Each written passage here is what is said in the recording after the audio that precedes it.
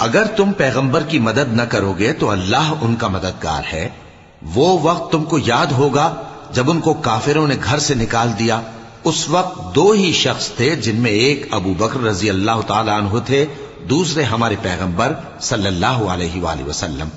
جب وہ دونوں غار ثور میں تھے، اس وقت پیغمبر اپنے رفیق کو تسلی دیتے تھے کہ غم نہ کرو، اللہ ہمارے ساتھ ہے۔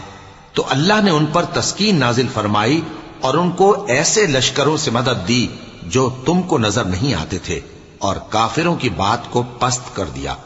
اور بات تو اللہ ہی کی بلند ہے، اور اللہ زبردست ہے، حکمت والا ہے۔ تم ہتھیار تھوڑے رکھتے ہو یا بہت، گھروں سے نکل آؤ اور اللہ کے رستے میں مال اور جان سے جہاد کرو، یہی تمہارے حق میں بہتر ہے، بشرطے کہ سمجھو۔ اگر مال غنیمت آسانی سے حاصل ہونے والا اور سفر بھی ہلکا ہوتا تو یہ